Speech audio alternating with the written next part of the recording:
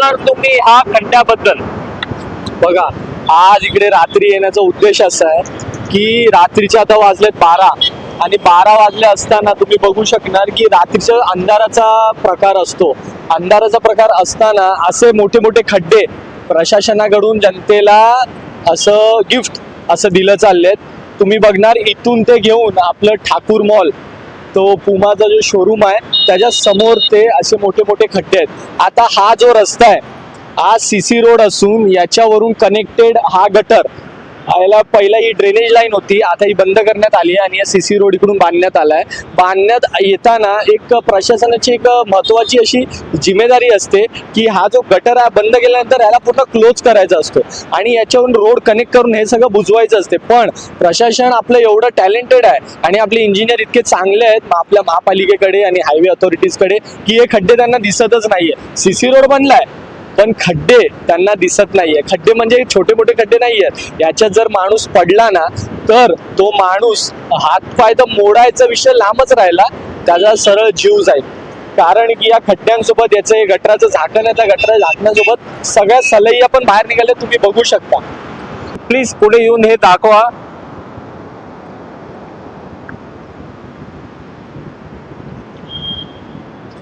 काय म्हणणार सर तुम्ही? कोणी या खड्ड्यात पडला तर त्याचा जीव पण जाऊ शकतो, त्याला गंभीर त्रास होऊ शकतो.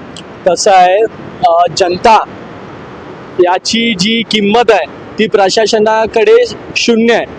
पैसा जनतेचाच, मात्र पण जनताचा कुठेच काही व्हॅल्यू नाही आहे. तुम्ही बघत असलात हा जो रोड आहे हा वेस्टर्न एक्सप्रेस हायवे आहे आणि याच्यावरून लाखो संख्येने गाड्या दिवसभर प्रवास करतात. यात जर कोणता बाईकवाला, कोणता सायकलवाला किंवा आपले रोडवर जे मुख्य जनावर, मांजर, कुत्रा पडला तर त्याची जी जिम्मेदारी असेल ती कोणाची, त्याला जबाबदार कोण राहणार आहे? काय म्हणणार सर तुम्ही या खड्ड्याबद्दल? एवढंच म्हणू शकतो की कुठेतरी पालिकेचं आणि हायवे अथॉरिटीचं हे निष्काळजीपणा आहे. एक मिनिट साहेब, हे बघा, बघू शकता लोक कसे रस्ता क्रॉस करत आहेत. काय म्हणणार तुम्ही? हे अत्यंत म्हणजे वाईट गोष्ट आहे. आता कुठे तुम्ही बघू शकता इथे नाट्यगृह आहे, जसं नाट्यगृहाच्या बाहेर लोक येणार म्हणजे लहान मुलं असतात, त्यांची कार्यक्रम, शाळेंची कार्यक्रम बरीच होतात, तर ते बाहेर येतील तेव्हा इथे खड्डे हे लगेच म्हणजे बघा ना तुम्ही, मधीच डायरेक्ट रस्ता असा खाली आहे, म्हणजे खूप चुकीची गोष्ट आहे. ऍक्सिडेंट, अपघात खूप मोठ्या संख्येने होऊ शकतो आणि होतात पण. तर एवढंच म्हणणं आहे की कुठेतरी पालिकेचं आणि राजकीय पुढारी आणि आपले हायवे अथॉरिटी यांची काहीतरी म्हणजे हे निष्काळजीपणा आहे. खरं बोलू तर खूप चुकीची गोष्ट आहे. तुम्ही बघू शकता हे खड्डे म्हणजे खड्डे झाले, हे इथे बॅरिकेड्स ठेवलेले आहेत, त्याला इकडे ते आपलं सेफ्टी रिबिन्स आहेत.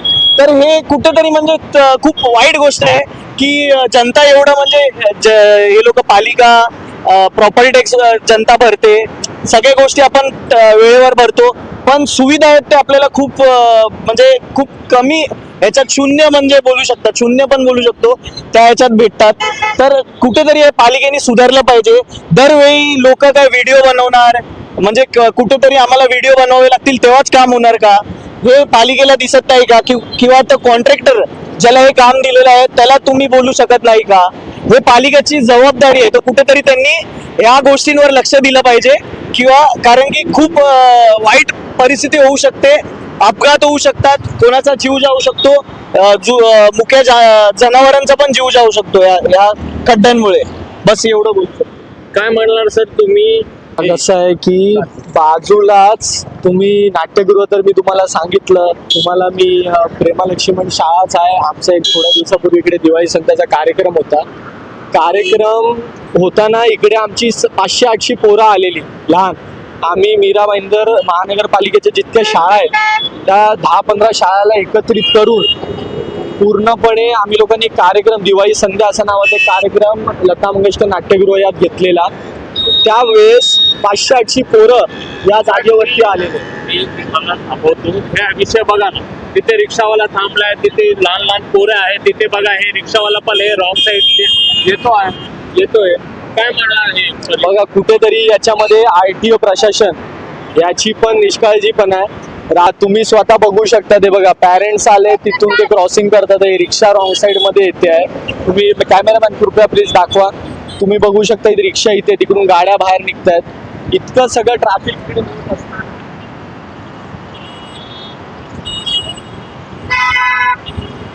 तुम्ही बघू शकता कशा प्रकारे त्या रिक्षांनी तिकडून युटर्न मारलेला आहे हा आपला नॅशनल एक्सप्रेस हायवे आहे आणि अशा प्रकारे इकडे गाड्या जातात आणि युटर्न मारून म्हणजे अतिशय जीवाचा खेळ चालू आहे पण आता ही बघा परत अजून एक रिक्षा ही पण त्याच प्रकारे आता आपल्या जीवाचा खेळ करून तिकडून युटर्न मारते तसंच आपण सगळ्या गोष्टी तर मी तुम्हाला दाखवल्याच अजून एक गोष्ट मी तुम्हाला दाखवू इच्छित आहो की इकडेच या स्थळी मातोश्री इंद्राबाई बाबूराव सरनाईक रुग्णालय पण आहे म्हणजेच की इथे एक आपलं प्रशासनाचं जसं महापालिकेचं रुग्णालय पण आहे आणि इथे ॲम्ब्युलन्स येणं जाणं पण सतत असेल का तर हे महापालिकेचं रुग्णालय आणि इकडे सामान्य जनता ही नेहमीप्रमाणे येत जात असते तर रुग्णालय असून सुद्धा प्रशासनाचं इकडे लक्ष नाही आहे तसंच आपले परिवहन मंत्री श्री प्रताप सरनाईक यांच्या मातोश्रीचं नावाने रुग्णालयाचं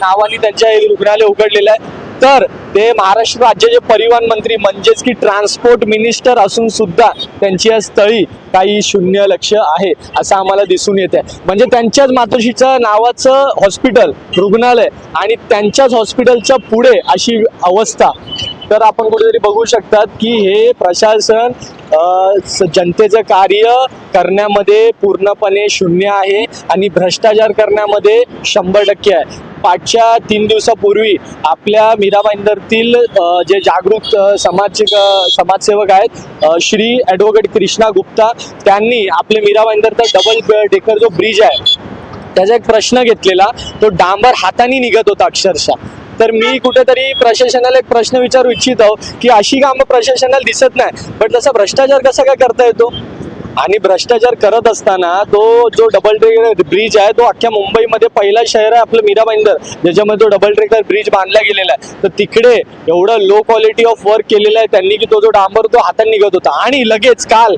MMRDA तो छोटे छोटे पॅच सगळे विजवलेले आहे कुठे ना कुठे त्यांचा भ्रष्टाचार लपवायला तर असे प्रकार यांच्याकडून एकदम इमिजिएट होतात आणि असे खड्डे 2-2 महिने इकडे जोपर्यंत कोणी मरत नाही याच्यामध्ये कोणतरी कोणाची तरी बॉडी गाडी पडून इकडे कोणतरी मरत नाही तोपर्यंत प्रशासनाला हे खड्डे दिसत नाही आणि असा खड्डा एक नाही पुढील 15 असे खड्डे आहेत तर प्रशासन काय झोपलंय का इकडे रुग्ण इकडे स्वतः आपलं नाट्यगृह आहे स्वतः हॉस्पिटल आहे तरी प्रशासनाला हे खड्डे दिसत नाहीये तर कुठेतरी या पूर्णपणे 100% मीरा भाईंदरमध्ये भ्रष्टाचाराचा विषय आहे आणि हे कुठेतरी थांबवणं गरजेचं आहे अशी मी ठाम मांग करतो आणि हा भ्रष्टाचार इकडे जो होत आहे त्याच्यावरती मी ठाम आरोप करतो स्थानिक प्रशासनावरती